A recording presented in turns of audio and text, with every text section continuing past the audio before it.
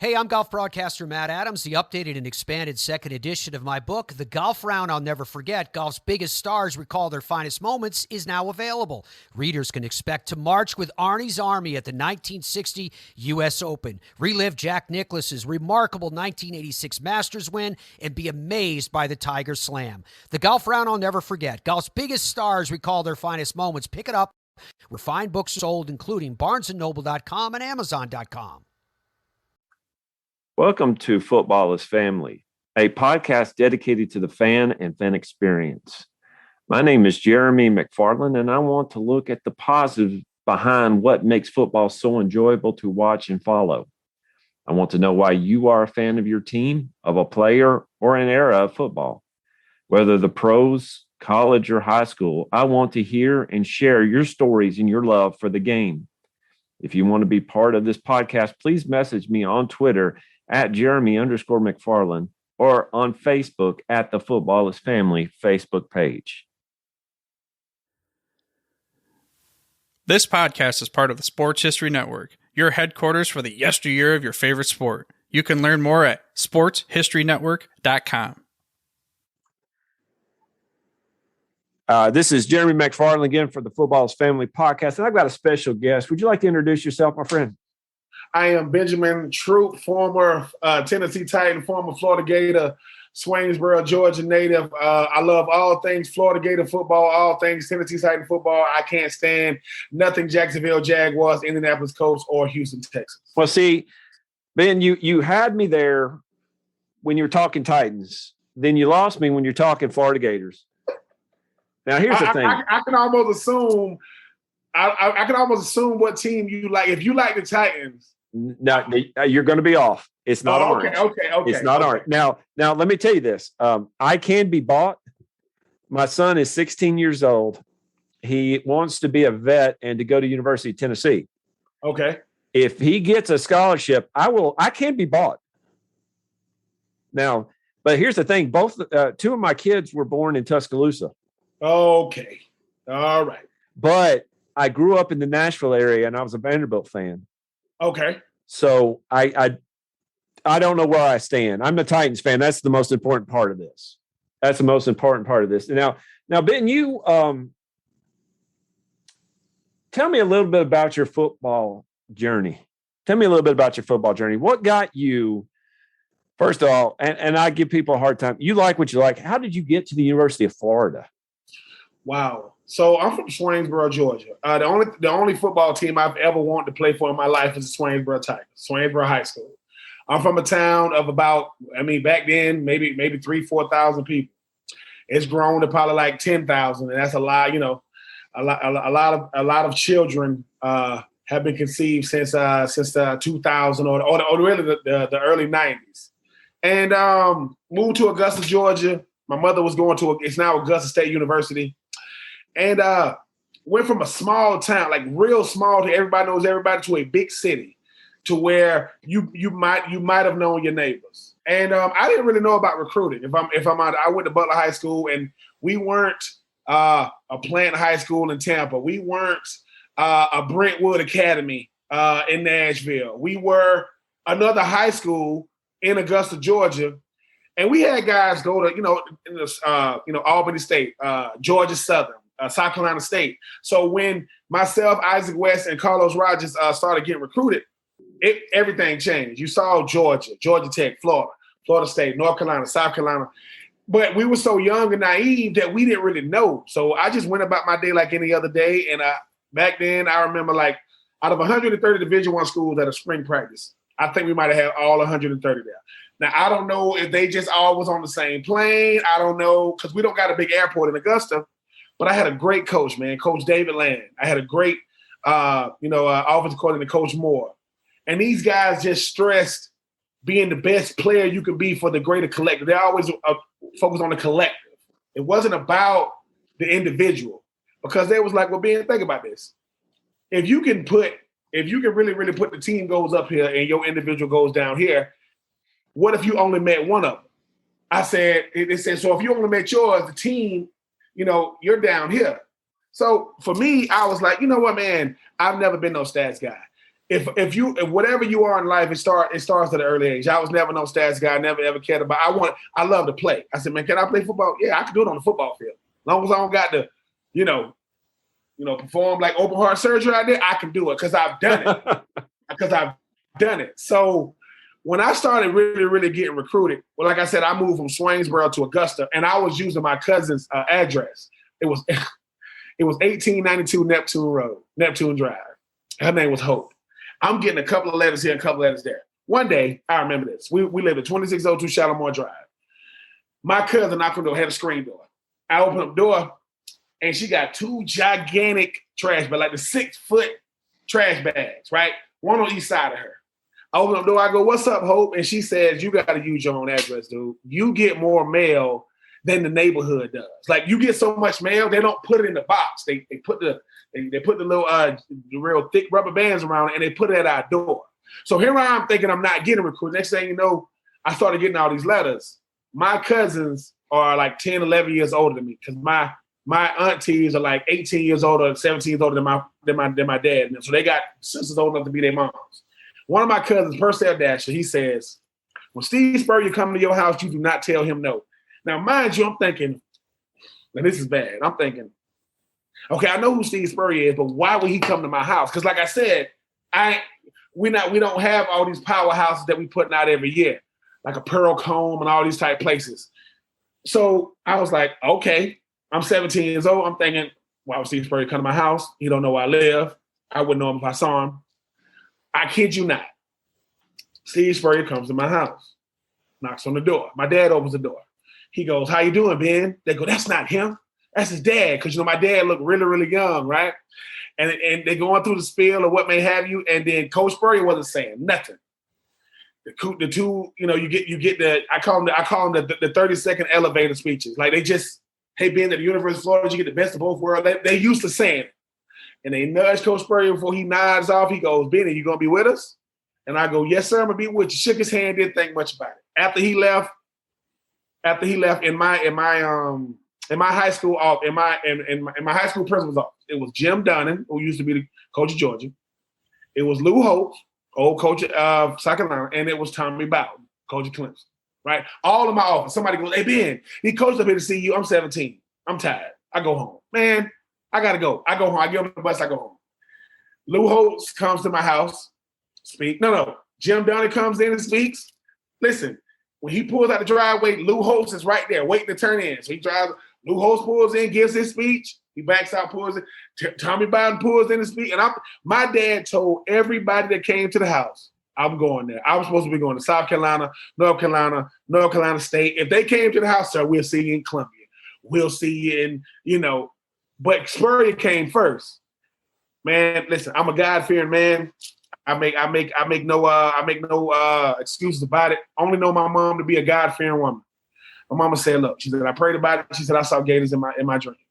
What? I saw gators in my dreams. That was it. Like, what? Because I'm young, man. I don't want to make the wrong decision. And fast forward, or you take a step back. When I was 12 years old, I ran track for the AAU. I ran track for the Road Runner Track Club, AAU track. I ran track. Augusta, Georgia. I got to go to Augusta, Atlanta, Maryland. I made it to the Nationals. The Nationals were held in Gainesville, Florida, University of Florida. 5 years later, I was enrolling. Because when I got back on campus, I'm like, I've been here before. So God kind of gave me a preview when I was 12 for what was going to happen when I was 17. And out of all the All-Star games, East, West, Shrine, North, South, I said, man, my team was not a playoff team. I did not win no rings. The only time I went to the Dome was to either cover the Falcons or, my team wasn't good like that. I said, I want to go to the Florida-Georgia High School All-Star game. They don't even do that anymore. And the RTC, my coach comes, gets me out of RTC. I'm thinking something wrong. I'm like, Coach, what's up? He ain't saying nothing. I'm like, did I do something? Did I say something? He said, pick up the phone. Pick up the phone. It was the commissioner of the Florida-Georgia High School All-Star game. Played in the Florida-Georgia, got invited to the Florida-Georgia High School All-Star game. I cannot make this stuff up. I caught the game-winning 2-point conversion to beat the Florida team. Who was the quarterback? David Green from Georgia. Oh, my goodness. 2 years later, I catch the game-winning touchdown pass to beat Georgia. Who was the quarterback? David Green. Big lefty. And who was the fullback? Ronnie Brown. Second pick of the draft, Ronnie Brown. Ronnie Brown had to play fullback. Ronnie Brown. Who was the defensive tackle for Florida? Vince Wilfork. So I'm telling you, man, my life is so crazy. So I tell people all the time, man, I've gotten to play with some incredible players. I've gotten to do some incredible things. And I thank God for it all, man. I don't take credit for this stuff, Jeremy, man, because if I do, I would be, that's that selfish part of you to say, oh man, I was just out. Listen, man, I can play football. I can catch that thing. I can get out there and make some plays. But as long as I got to do everything, like, listen, man, I'm the tight end of this symphony. When the tight end's ready to play, I pull out my instrument and I play it. As long as I don't got to be all 11, I'm good. And I've never ever cared about the praise or the accolades. That wasn't me because, man, I was a football player, man. I didn't know what spatting up was in high school. People putting the tape on their cleats. I didn't know what that was. So give me some cleats, give me some shoulder pads and a helmet. Let's go. Let's do it. But looking at my life now is because I listened to my mom. I could have went to Georgia. I could have went to North Carolina State, all these other places that really was going to feature the tight end. But I got to play for Coach Spurrier. Now, I ain't get a lot of passes then, but I got to experience what football brilliance really looks like. People, that guy's brilliant. No. Steve Spurrier was ahead of his time in the 90s and 2000s, early 2000s. So, I mean, I look back on it, man, being in the media now, Coach Spurrier still remembers me. I ain't Doug Johnson. I ain't Danny Warford. I ain't Jesse Palmer. I ain't Rex Grossman. I'm Ben Troupe tight end. I mean, like, I'm not. But when he sees me, the reason why he calls me Benny and not Ben, he said, because that's what your family call you. We family. And he's never called me being a damn. If he says that Ben, he never. So, hey, man, my football journey, man, took me to Augusta, Georgia, Gainesville, Florida, Nashville, Tennessee, Tampa, Florida, Oakland, California. I got to see all kind of stuff. I got to meet, man, I caught a touchdown pass from Steve McNair. Man. Yeah, we're going to talk about that in just a second. Yeah, man, my football journey is a culmination of a lot of people. I'm the one that got the benefit. Well, let me ask you this. Let me interrupt you for just a second. You and I are thinking very similar. You know what I do for a living. I told you that earlier. And what I'm hearing, and like I told you before we got on air, you're very inspirational in how you talk, but you believe in purpose, don't you? Well, I believe that's all it is, man. I believe at the end of the day,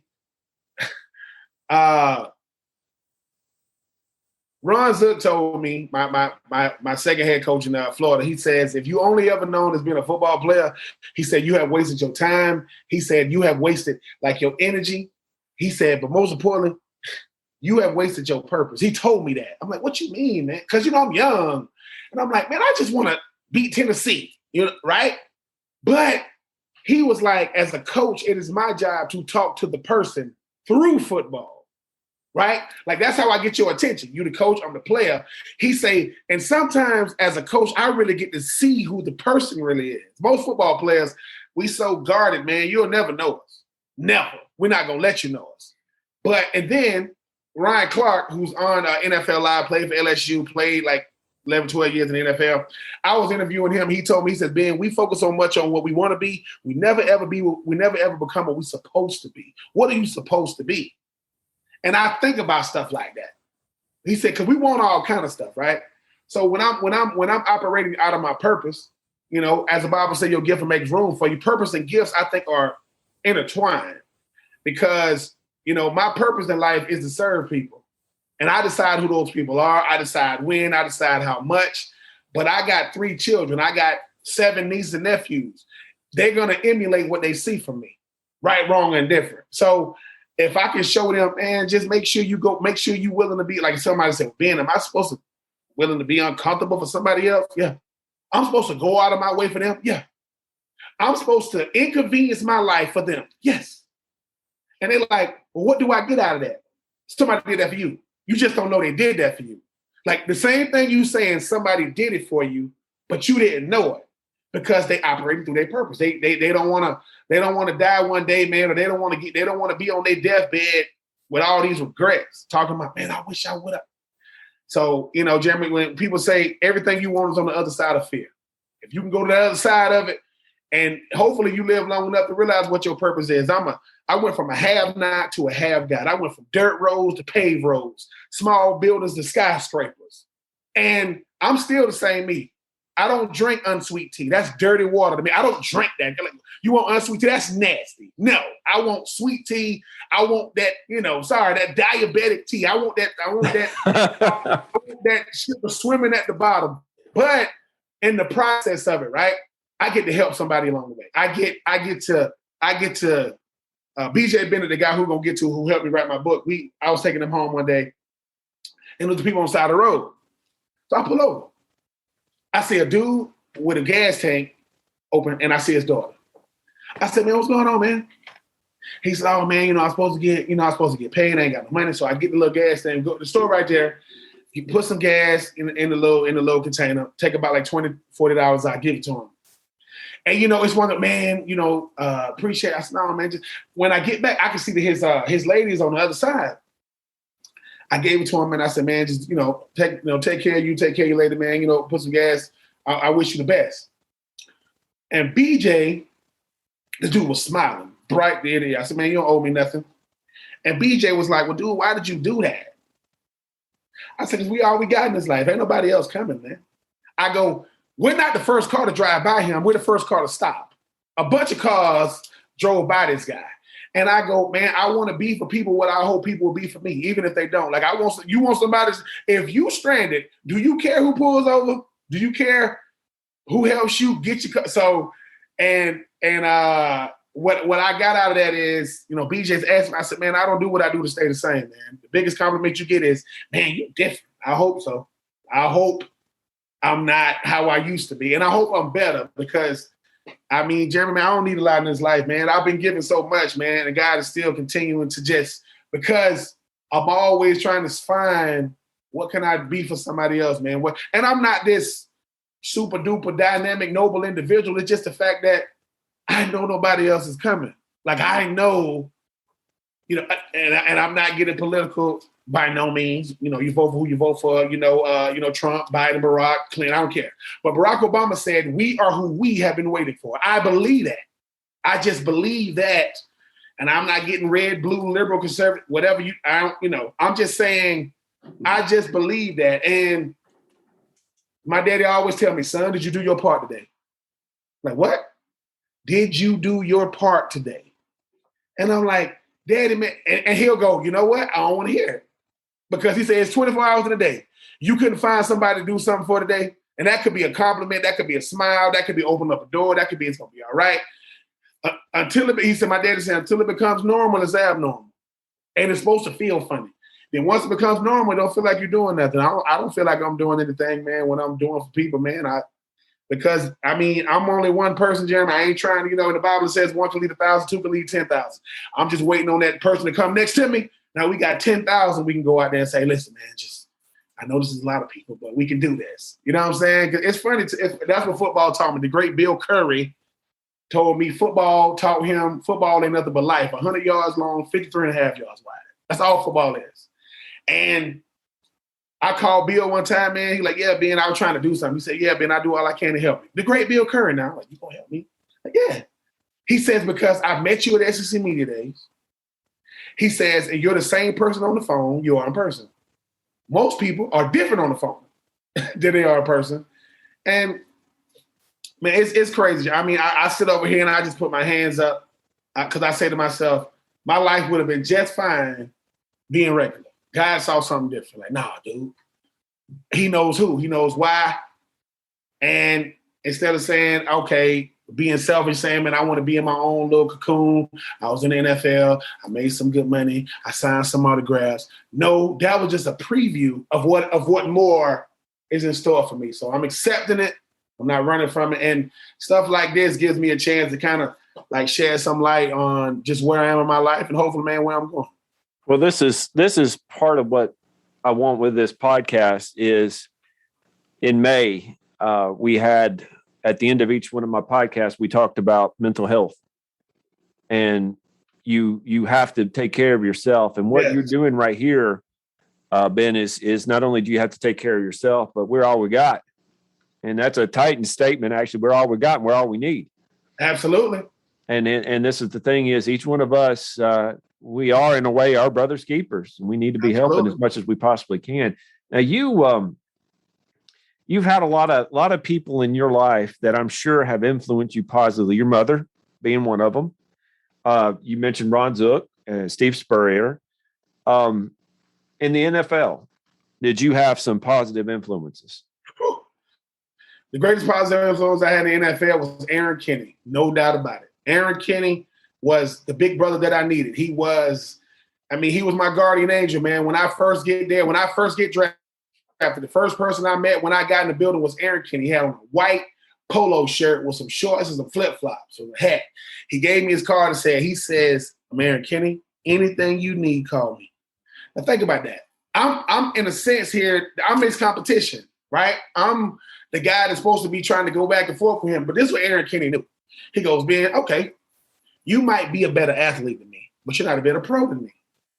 You are a professional because you got drafted, but you ain't a pro yet. See, a lot of people don't understand just because it's like, if I pass the bar, okay, now I can apply to go to some law firm. That don't make me no lawyer. I got to stand in front of that judge and I got to say, Your Honor, on the night of whatever. So the reason why I had any inkling of a career is because number 88, Aaron Kinney, man, they don't make him like him. Because Aaron Kinney was married. He had 2 kids at the time. And he was just showing me about life, man. Listen, man, EK could do it all, man. I mean, I used to talk trash to the defenders when I had to block them because EK on the side with me. I talk trash. Now, if I'm on the side by myself, I ain't gonna say as much because I got to get the job done. But and then I had Keith Bullock. Keith Bullock told me that he said a football. He said every day in football, just like in life, is an audition. You got to prove your worth every day. So every time you come out there on this field, you got to prove your worth. And I listen. I played with Derrick Brooks. I had a cup of coffee with the Tampa Bay Buccaneers. That's the greatest weak side linebacker of all time. Okay. Absolutely. Lawrence Taylor is the greatest outside linebacker of all time. Right? I get that part. Ray Lewis, take nothing away from Mike Singletary and all these guys. Brian Urlacher, he might be the greatest middle linebacker. People need to watch Keith Bullock play the game. The only reason why Keith Bullock wasn't making Pro Bowl is because everybody getting sacks now with the linebackers. So now it's how many sacks you got. I watched Keith Bullock pick off Drew Brees 3 times on Monday Night Football. 3 times. I remember that game. Yeah, Titans need to be on Monday Night Football a lot more. So I had Troy Fleming, man. I had Jarrett Payton. I had Bo Scaife. I had Ben Hall. I had Ben Hartsock. Ben Hartsock is in my book. Me and Ben both got drafted in 2004. He's from Ohio State. I'm from Florida. He's from a farm in Ohio. Went to Indy and kind of was like a out of place because they had Dallas Clark. Well, Ben Hartsock with Dallas Clark are 2 totally different players. So when he came over to the Titans, I wasn't really performing up to my ability at that point. So I kind of had some friction with him because I know they got it because I was hurt a lot.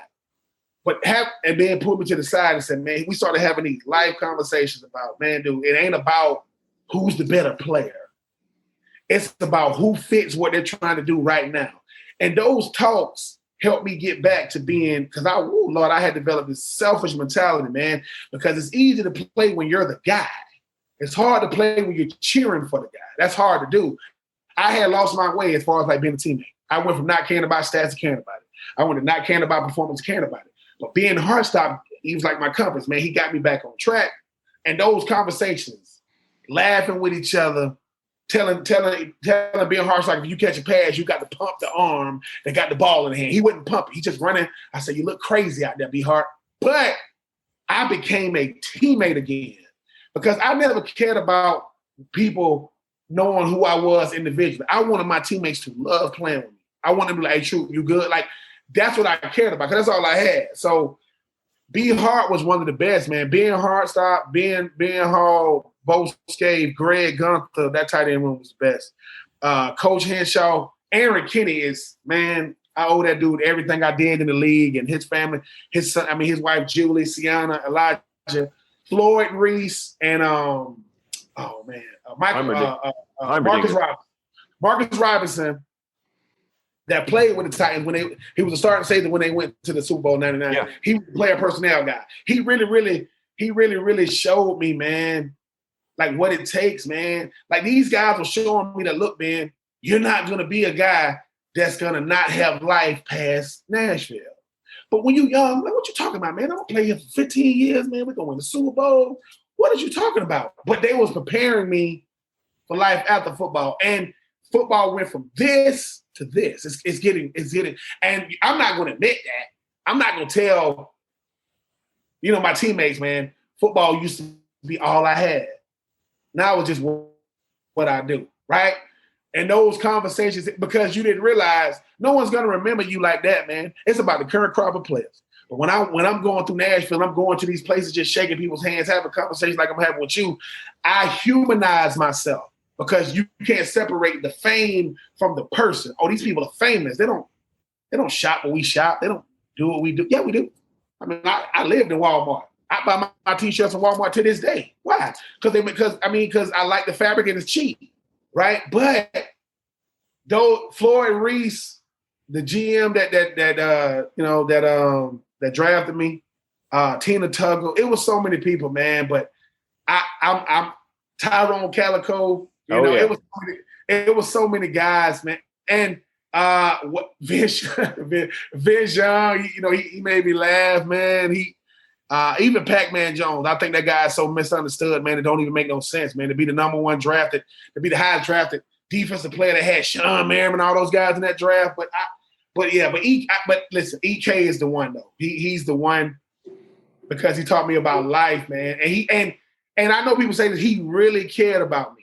He really cared about my mental because, man, I didn't know what mental health was when I was 21 years old, man. I'm thinking, do everybody like this pressure stuff is real? And I know people know I did this. I used to live right there off of Old Hickory, right before you get to Brentwood. And while I lived there, I stayed real close to this YMCA. This how crazy it was. I would get up. I had to be to work at like 8. I would get up at 5:30 to be at the YMCA by 6 o'clock. When they open up doors and walking in, I get on the Stairmaster for like an hour, work up a sweat. Like really just trying to work all this stress out of me. Now, I don't know why. I'm like, well, don't nobody really notice me in the morning. I mean, I do this. I leave there, go to my house, take a shower, get to work by 8. One day, Mike Munchak, his daughter Alex pulled me to the side one time. She said, Ben, let me tell you something. She says, my dad loves you. I said, what do you mean? He says, my dad at the dinner table told me and my sister, if y'all brought Ben home, I would love that. Like, he's the type of guy that you want your daughter to marry. They go, Ben, he says, Ben gets up in the morning and goes to the YMCA to work out and come. I didn't know nobody knew this, which I'm thinking. And then people go, I'm sorry, Ben. Well, people know who you are in Nashville. I know it's big, but you're a big black guy that you play for the Titans. You was our top pick. They know your face. And you don't realize, Jeremy, the type of impact. Jim Schwartz told me one time, hey, Ben, don't let football change you. You're an energy guy. You're a positive guy. You're what the Titans want as a player. Because you think you got to make Pro Bowls or Super Bowls and all. And they say you just got – and I asked Floyd Reese one time. I said, man, why did you draft me? I interviewed him on my show one time. He said, because we never had to worry about your name coming up when you left the facility. If we get a call in the middle of the night, we know it's not going to be you. And I'm like, really? Yeah, we know you can play. He said, but we drafting the person and the player. And I'm like, really? Yeah, of course. He said, because you're a brand ambassador. When you're walking around Nashville, that's us. They can't separate you from us. So we're not trying to separate us from you. Right? And here I am, man. It's just, but EK, Aaron Kenny, he knows. EK know, man. If I saw EK right now, man, I kiss him on his lips, man. He knows, because he knows. I don't make it. Jeremy, let me tell you something. I don't make it 2 years in Nashville without him because it's a beautiful thing, but man, it's crazy. Like, we got to, that go Jared, that go Zach Thomas, that go Ed Reed, Troy Polamalu. I'm like, what? Hey, Ben, you need to get open. Oh, Troy Polamalu, the Hall of Famer? Yep, Ed Reed. What? We ran a fake punt against the Ravens, and it worked. But they didn't tell the Gunners. So it came back. I was like, oh, man, got a nice little fake punt play. Ed Reed comes up to me after the game and goes, boy, that was a great play, man. That fake punt, I love that. And I said, but you got called back. He said, did you do your part? Like, yeah, that's all you can do. If you do your part, that's all you can do, right? He said, don't worry about it. He said, as a player, it's not your job to worry about who ain't doing theirs. You got to do yours. And I said, I said, you Ed Reed? He said, I am. He said, you Ben Troupe? I said, I am. And he, shook my hand, walked off. I wanted to see Ray Lewis, but he's Ray Lewis. He's a fan favorite. But nah, man. Just so many. Dan Fales that I met him with the Tampa Bay Buccaneers. John Gilmore that I met with the Tampa Bay Buccaneers. Two guys that played tight end. And Ward Dunn. He's the first book I ever bought and read. I read a book. His locker was, and he sold me my first laptop. He kind of got over me too. Warwick, you overcharged me, man, but it's fine. And I should have kept it. But hey, man, and just some incredible people, man. Like I said, I had some great teammates, right? But some of those guys were great people, man. They really, really were. That 2004 draft class, we had fun, man. Troy Fleming, one of the funniest people I ever met, one of the strongest people I ever met, too. Old Battleground Academy alum, Tennessee Vol. That boy blocked for Travis Henry in college and blocked for Travis Henry in the pros. So, but yeah, man, I had a great time with some great teammates, great people. That you're naming names. You're bringing back some very, very positive memories. Not only me watching the Titans in the area, but also on Madden. I cannot tell you how many touchdowns I threw to you in Madden. Man, Jeremy, let me tell you something about this Madden stuff. When I used to go to the mall, and I'm a hat guy. I love hats. I got these little crazy hats. He is sporting an awesome hat right now. I wish I could sport something like that. I only wear Atlanta Braves like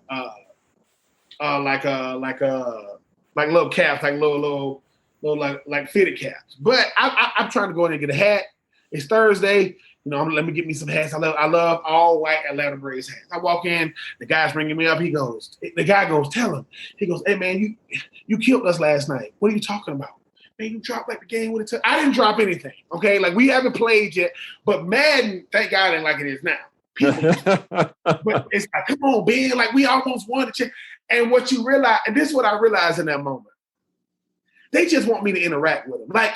Like the same people that cheer for you, buy your jerseys, man, want autographs. They want, when they meet you, are you a person or are you a celebrity, right? And I've always got that. I've always understood that, hey, man, yes, if they see you in the restaurant, and they see you, they do the double take, they're going to come up to you. Now, all the nervousness is on them, right? They don't know what to say to you. They don't want to bother you while you're eating. Right. But this is where they saw you.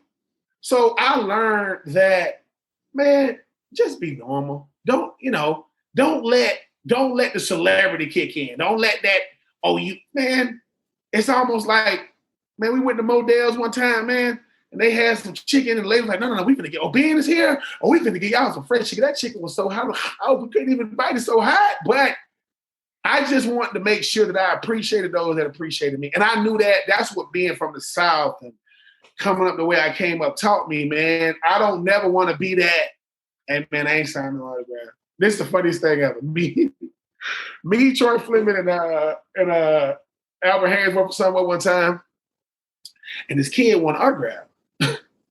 So me and Troy signed it, and I signed it. She goes, hey, Albert, sign this.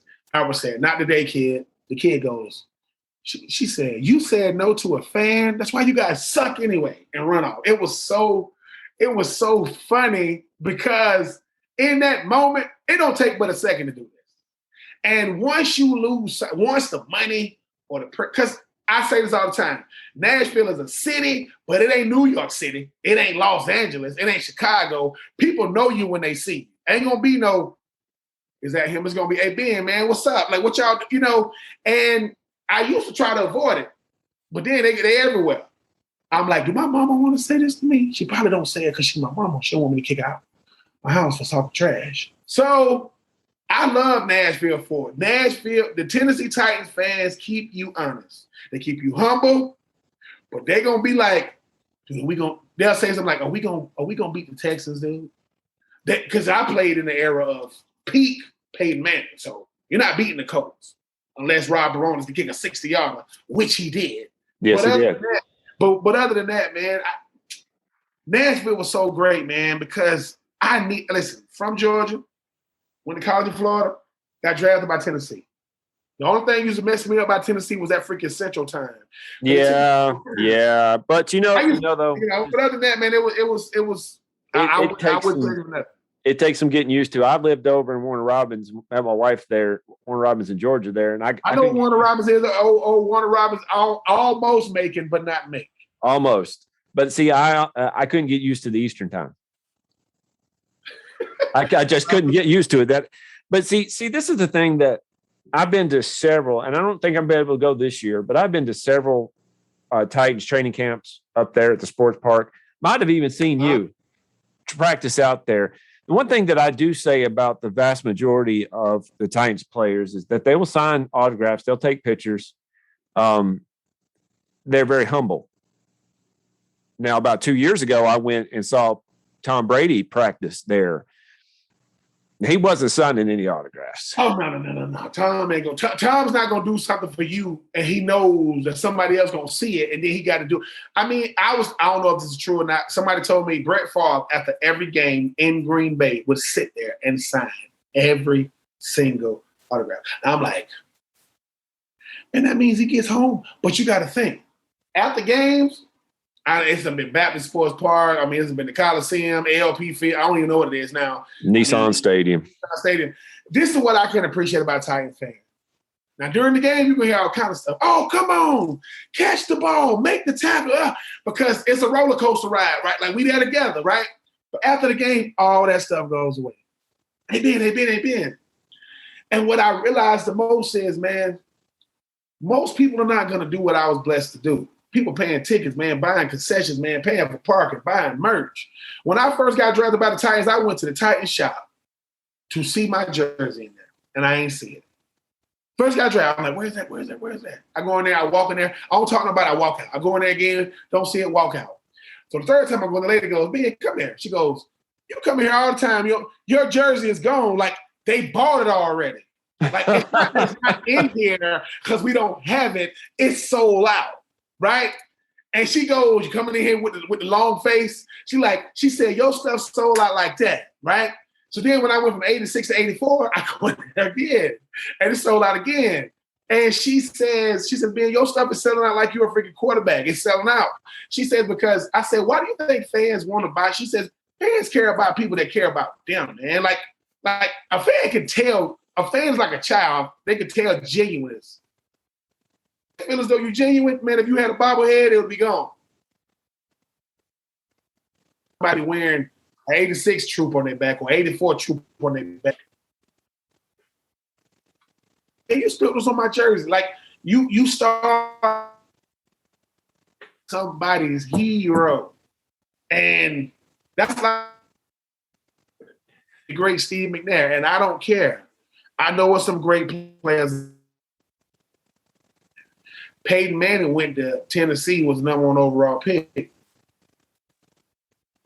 Murray and all these guys, they going to Oklahoma and LSU. We're having internet problems, Ben. We're having internet trouble. I'm hoping that we get. Can you hear me? Okay. We're going to wrap this up because I don't want to lose you. We're going to wrap this up. Okay. And to do this, and I would love to have you back on. But I want you to do two things for me. I want you to do two things for me. Number one, tell us about your book. And go ahead. My book. Well, my book is called Uncommon. Go ahead. Yeah, there we go.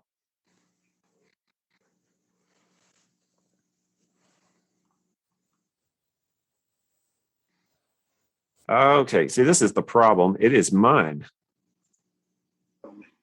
It's mine for some reason. It is. There we go. There you go. Yeah, try it again. Okay, I will say the name of my book is called Uncommon and Unfinished: The Ben Troupe Story with BJ Bennett. BJ Bennett, co-wrote the book with me. He is the other co-host on 3 and Out. Myself, BJ, and Kevin Thomas. And man, my book is called Uncommon and Unfinished because that's how I feel as though my life is. I feel as though my life is uncommon. I have an uncommon mindset, but I'm an unfinished product. And my book is about the people, places, and things that help me become who I am and who I am becoming. It's a love story between a father and a son trying to navigate life, but it's also about college, pro. It's about, fatherhood or trying to navigate life. It's about transitioning. But it's really a gigantic thank you. There are going to be people in this book who are going to buy my book who thinking that it's going to be all about me, and they're going to see their name in it. And I'm not just talking about family members. I'm talking about coaches, teammates, friends. Because how do I encapsulate all that has happened to me in 213 pages? And I think I achieved it because, it goes back to what I said, Jeremy, I'm always the one being cheered for. I want to cheer for these people. I want to show them. Now, Aaron Kinney knows he's in there. I told him way before I even knew what the book was going to be called. But it's my way to say thank you. It's my way to say that I'm a human being, that mistakes, trials, tribulations, trying to understand who you are, trying to navigate this crazy thing called life, understanding that I don't have all the answers just because I'm in the limelight. That just comes with my profession.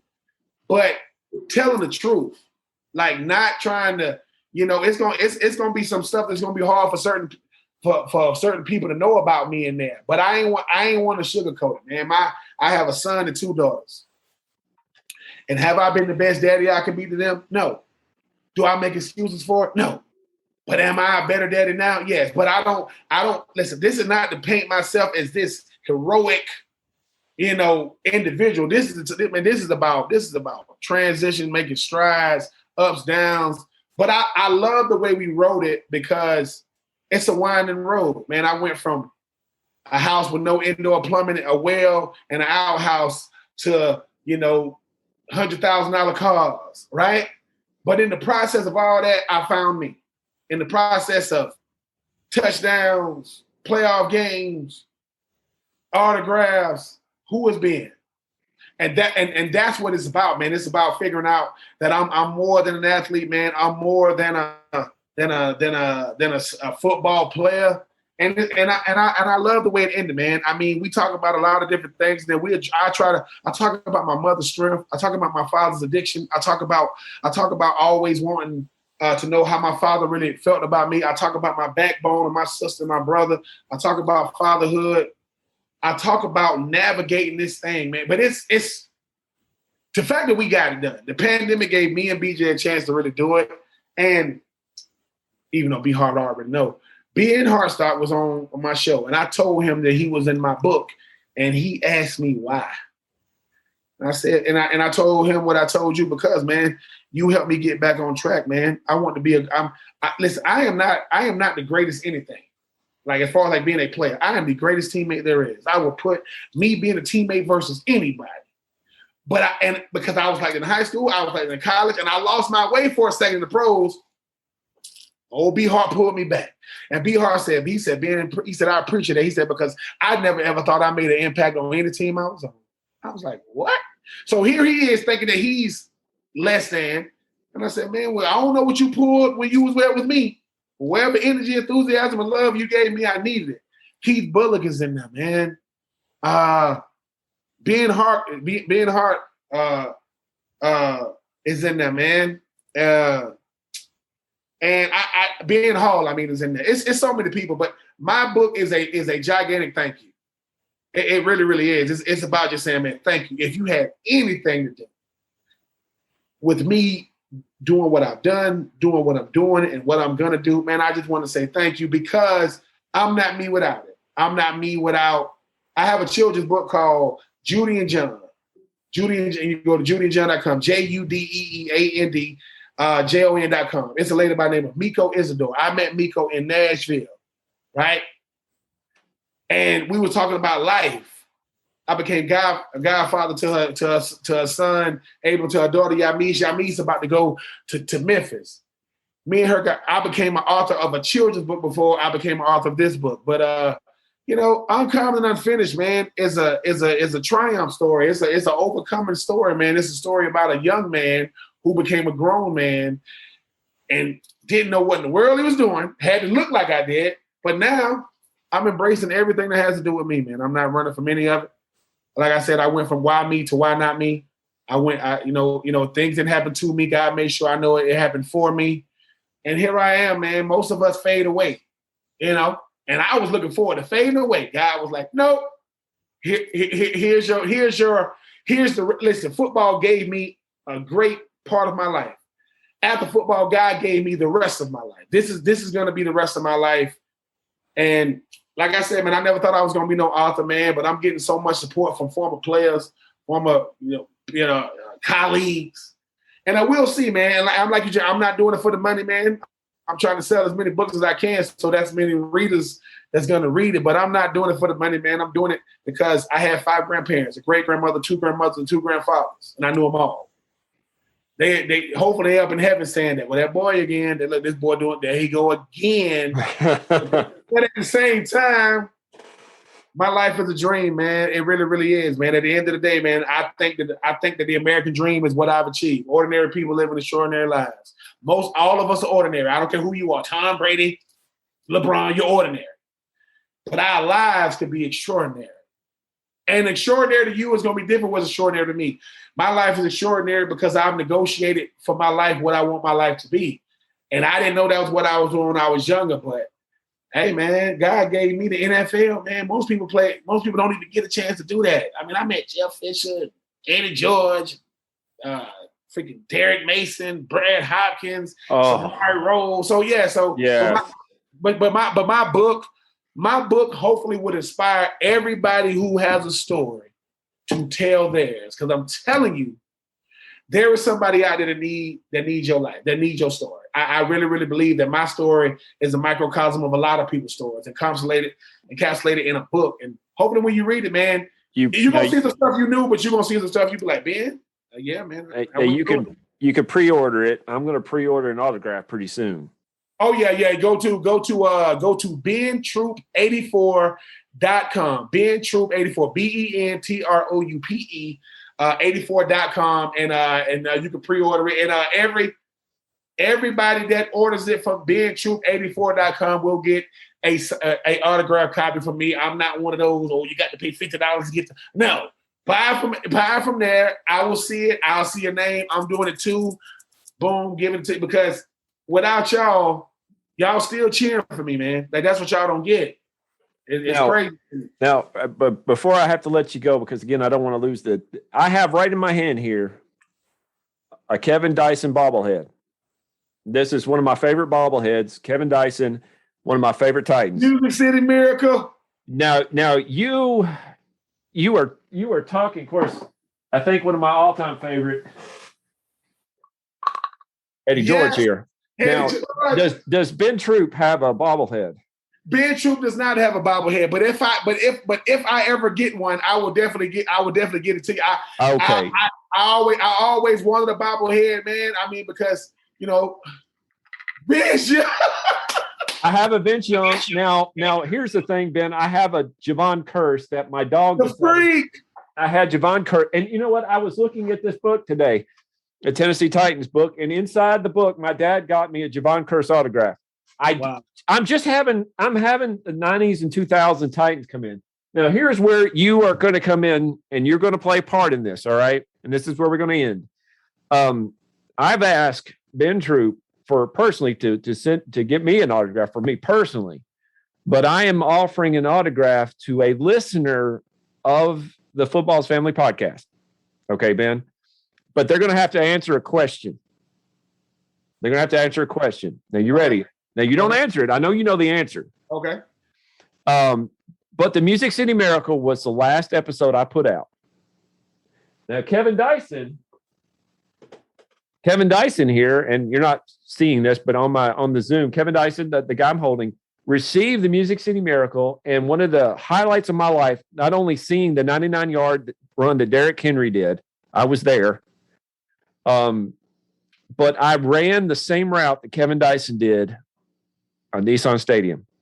I'm not as fast as Kevin Dyson. I'm a slow dude, but I ran the same route. Kevin Dyson wasn't the original guy to receive the home run throwback. He was not the original guy that was supposed to receive that. The first person on the timestamp on Twitter that messages me at Jeremy_McFarland with the correct name, Mr. Ben here says, he's going to send an autograph to me, and I will send it to you. I will do it. Now this is, if you listen to last week's episode, you know the answer. Now, again, I'm in this because, number one, I'm a fan of Ben Troupe, and even more so now than I was before. Ben, you are an inspiration. Thank you. No, man. Thank you for having me, man. Listen, Jeremy. You're the reason why I do what I do, man. You're the reason why I am who I am. I am nothing but the people who like do the things that money cannot buy. This is what money cannot buy. Being able to, I said this.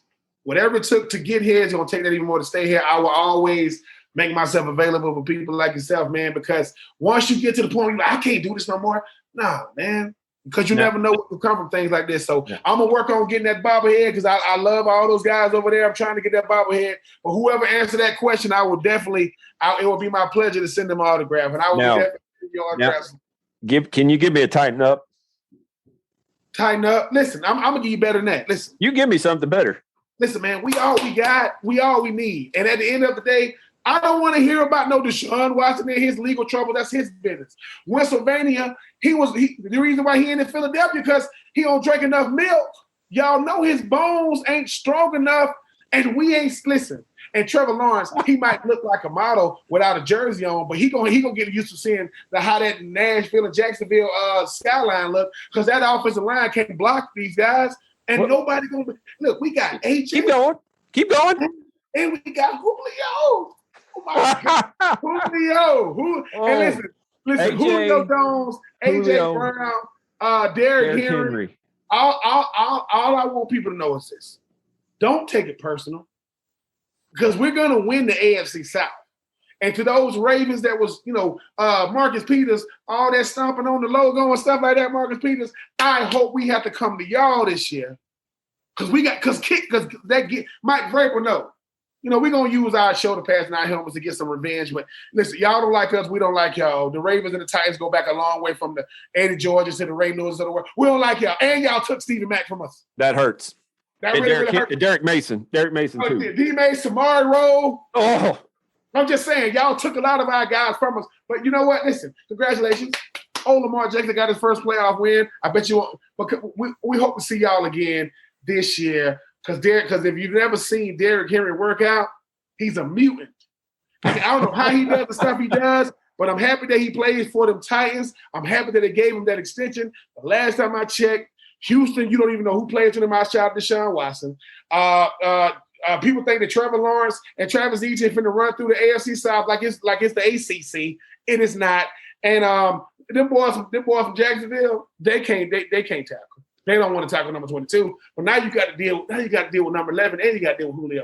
Pick your poison. I have over in the corner Derek Mason stiff arming. I cannot remember the guys that he stiffed arm from Jacksonville, but I was sitting in the back area looking down at that play where he ran 99 yards, and I said, "There's no way.